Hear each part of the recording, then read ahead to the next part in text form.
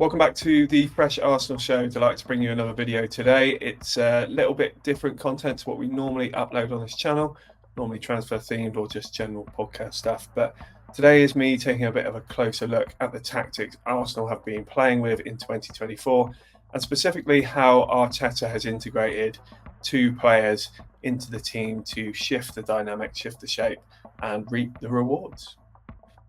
So first on the screen here, we've got the team that Arsenal kicked the season off, or, I know we had a few games without Gabriel, but there seemed to be other reasons behind that team selection decision. So this was very much the lineup that fans were expecting and that Arteta probably had in his mind for the long-term solution. And that was obviously David Raya coming in. He came in pretty quickly. And then a back four, Zinchenko, Gabriel, Saliba, White, Rice sitting in front of them with Havertz as the left 8, Odegaard right 8, Martinelli and Saka on the wings, and then Gabriel Jesus up front. What we know about how Arsenal used to play and still do play to some degree, we'll get on to, is the fact that they tuck in their left backs. So Zinchenko sort of comes into the midfield to form a base with Rice. That's 3-2 in formation, and then ahead of them they have Havertz and Odegaard. So Arteta was looking to form a bit of a box midfield with this shape, and for some aspects of the game this worked really well, but for others Arsenal was struggling to progress the ball in certain areas. Havertz was learning a new position. We found that Gabriel Jesus was getting a little bit isolated. This was meaning Havertz was having to push on, naturally trying to get in the box as he is demanded from with that role. What we then subsequently saw is Martin Odegaard dropping deeper than before. We saw Havertz and Jesus as the front two in our sort of 4-4-2 out of possession press. Odegaard was having to drop deeper, sometimes working, but sometimes making him a bit less influential.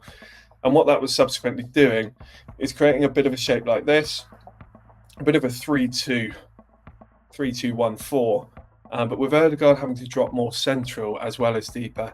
It was meaning that deadly combination of Odegaard and Saka on the right last season wasn't able to be replicated as much, and equally Martinelli was being a little bit isolated on the left. And given every team now knows about Saka's threat, what we were seeing is 3 or 4 players come up against Bukayo Saka on the right, and without that support of Odegaard and White overlapping, he was really struggling to be as impactful. But in 2024, we've seen Arsenal improve this area of the pitch as well as many others. And there's 2 players that have come in the team that have shifted that somewhat. And essentially, it's Jacob Kiwior has come in for Zinchenko, and Jorginho has come in for Jesus or Nketiah, whoever we were playing as a striker before.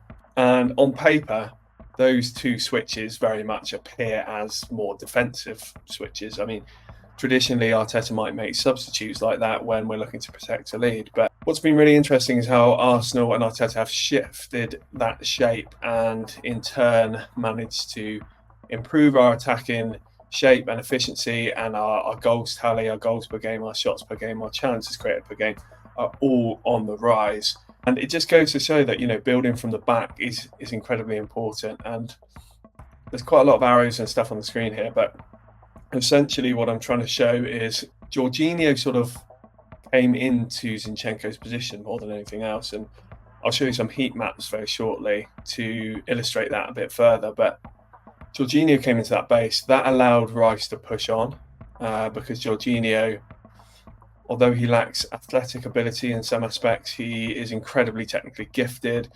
mature and experienced in that role, and it just gives Rice the license to get forward a little bit more than he did alongside Zinchenko. It also allows Rice to get over to the left, which we've seen very often. His best moments and performances have come on that left side of the midfield. His athletic ability means he can get back and support Jorginho defensively. We frequently see them forming a double pivot, but he also has that energy to get out, support Martinelli, create overloads on the left, and equally get into the box on a number of occasions. We've seen that as well. What this has done is it's enabled Odegaard to push out to the right a bit more into that right half space and create that triangle between Odegaard, White and Saka. And White equally is able to come forward on the right because of what's happened in defence. So Kiwior's come in, he's sitting a little bit more reserved, sort of the left of a back three. That's seen Gabriel shuffle across to the middle of a back three and Saliba shuffle across to a bit on the right. And there's slightly different zones and expectations from those two experienced players in this Arsenal back four. So Arsenal had a little bit of adjustment there, but it seems to be working very well now. And what I find really interesting here is Arteta very much leaning on the athleticism and durability of players like Rice and White, who do a lot of the running on the pitch. They're able to get back, form a back four in White's case, or form a double pivot in Rice's case. But equally, they've got that athleticism to get forward. White overload Saka, make overlapping runs. Rice get into the box, score goals, and help create overloads as well. So that's the shape that Arsenal are playing with now. And of course, Havertz playing more as the number 9, and that's creating another little triangle in attack between Ødegaard, Havertz, and Saka.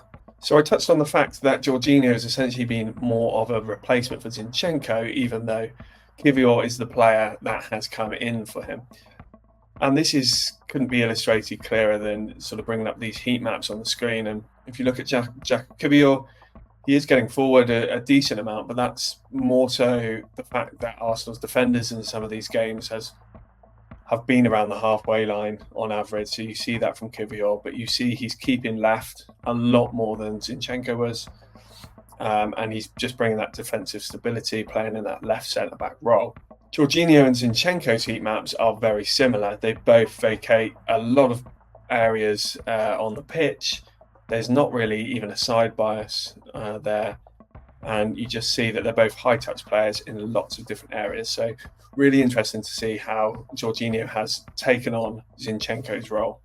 And I talked a little bit about Declan Rice's shift to the left and getting further forwards. The heat map on the left of the screen right now is his heat map against Aston Villa when we lost at the start of December. Averages around that halfway line mark, slightly deeper on quite a lot of occasions. And I remember in some of our poorer performances, like Fulham away as well, occasions where Rice was dropping really deep, and we even had Gabriel and stuff trying to push him out of those areas, and it looked like Arsenal were just struggling to find that right balance between getting players, the right amount of players in different zones. And you see in the middle heat map and the one on the right, Declan Rice averaging a lot further forward position and also playing on the left side a little bit more. So this is the shape that Arsenal are currently playing with. We've created triangles and overloads in every position on the pitch with this. And it might look a little bit overly complicated, but I based those players on the pitch in terms of roughly their average positions when looking at their heat maps in recent games. It's created something that is very difficult for teams to predict because some of these players are able to swap zones. You know, we're regularly seeing Saka now drift into more central areas. It's not a surprise if we see Ødegaard drift out to the wing or drift out to the left. As I say, Rice popping up in the box, Havertz still dropping deep on occasion. So it's creating a really unpredictable setup from this Arsenal team that can cause real damage to the opposition. And I just did this other side because I thought that the first one probably didn't illustrate the level of dominance and the areas Arsenal were actually playing in terms of when you look at Arsenal's actual average position. In recent games where we've been really dominant, you know, our furthest back players regularly just been on the halfway line and Raya's being somewhere out of his goal like this. And you see when you condense all of that up into one half, what a problem we create for opposition right now. And it's all well and good looking at some diagrams that I've drawn. So I thought I'd pull out a few real match situations here. This is Declan Rice's headed goal, the opener against Brentford recently. And what you see is that trio of combination between Declan Rice, Martin Ødegaard and Saka on the right. You see there's still 4v3 there that Arsenal are having to contend with. But having White's quality in that area, and lots of the time the opposition are focusing their efforts around Ødegaard and Saka, that has, in this occasion, freed up a little bit of time for Ben White. Rice has spotted this opportunity. He's got into the box, as I talked about, and sort of become that second striker. And then you've got Havertz and Declan Rice in the box, creating a real aerial threat for Arsenal and just giving teams lots of different things to think about here. You know, if they focus on physicality, they're coming up against Havertz and Rice. But equally, if we take a different approach in this attack, we've got really technical players like Saka and Ødegaard that could just unlock and find their way through another avenue. And We've also got Jorginho there in this image, and you can see how he is just sat back as the conductor, but his angles are always so brilliant, and he's creating those triangles with his teammates, as illustrated on here. Another situation here that I wanted to highlight, this was the Newcastle game. This also led to a goal. Lots of things going on here. So you've got that back three that we talked about in the diagrams. You've got Kiwior looking to push forward a little bit, but Gabriel being in the middle and Saliba on the right. You've got Jorginho just in front of them being that conductor. You've got Rice on this occasion. He's quite deep against Jorginho. So we've just seen two really contrasting situations to illustrate that fact that he gets forward and back, depending on where we are on the pitch. And I highlighted Ødegaard here because we talked about him getting back in that right half space zone, and you can see him looking to get between the lines. But what's brilliant about this image is you see so many things going on, so many options. And I put Saka out on the right there because he's just out of shot, but he's making a run, holding some width out on the right. White on this occasion has underlapped Saka and is looking to make a run through. You've got Gabriel Martinelli, who's making a diagonal run across the box, and Kai Havertz, who's looking to come to feet, and that is dragging the main centre-back out. And on this occasion, what that does is creates that space for Martinelli to run into. He gets the ball down, and then I think the ball gets back across to Havertz in the end. I think this is the Havertz goal. This situation also from the Brentford game. So for the first goal, you saw the trio of Saka, White, and Ødegaard create a situation where White crossed it. On this occasion, he also crosses it, but instead of crossing from deep, uses the quality of Saka and Ødegaard's combinations to allow him to make an overlapping run.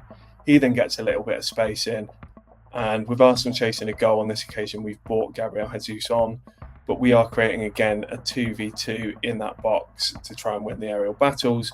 And just like for the Rice goal, on this occasion, it's Havertz who wins his aerial battle and scores the winner.